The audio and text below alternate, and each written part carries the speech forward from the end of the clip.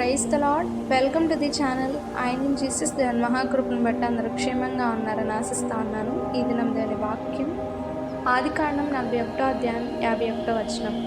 అప్పుడు యోసేపు, దేవుడు నా సమస్త బాధను నా తండ్రి ఇంటి వారినందరినీ నేను మరచిపోనట్లు చేశానని చెప్పి తన జ్యేష్ఠ కుమారునికి మనష్షే అను పేరు పెట్టాను. ఈ దినం మనం యోసేపు గారి జీవితం నుండి మరొక విషయాన్ని ధ్యానించబోతా ఉన్నాం. అదేమనగా, యోసేపు గారికి దేవుడు తన తండ్రి ఇంటి వారిని అందరినీ దూరం చేశాడు. ఆ బాధ తను లోపల అనుభవించాడు. కానీ దేవుని ఎక్కడ కూడా దూషించలేదు. దేవా, నువ్వెందుకు ఈ విధంగా నా తండ్రి ఇంటిని నాకు దూరం చేశావని ఆయన ఎక్కడ కూడా దేవుణ్ణి తిరిగి ప్రశ్నించలేదు. ఆ ప్రశ్నించకపోవడం నచ్చి దేవునికి తనకి ఒక కుమారుణ్ణి అనుగ్రహించాడు.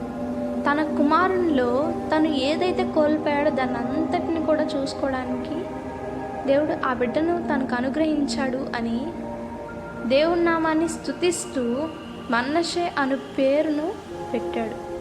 మరి మన జీవితాల్లో ఏ విధంగా ఉన్నాయి? దేవుణ్ణి ఒకరిని మనకి దూరం చేసినప్పుడు మనం ఆ వ్యక్తుల గురించి లేదా ఆ వస్తువుల గురించి ఆ విషయాల గురించి దేవుని దూషిస్తూ ఉన్నామా? దేవుడు గొప్ప ఆశీర్వాదం ఇవ్వబోతున్నాడు. ఆ ఆశీర్వాదానికి దేవుని స్తుతిస్తూ ఉన్నామా? ఒకసారి మనం జ్ఞాపకం చేసుకుందాం, ప్రార్థించుకుందాం.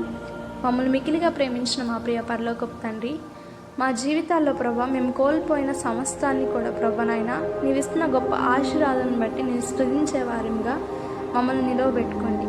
మీరే సహాయం చేసి నడిపిస్తారని మీ నామంకు మాత్రమే స్తుతి మహిమ ప్రభావములు చెల్లిస్తూ ఈ ప్రార్థన నజరేయును మా ప్రభును రక్షకుడైన యేసు అతి పరిశుద్ధ నామంలో వినయంతో అడిగి వేడుకొని పొందిన నామం తండ్రి.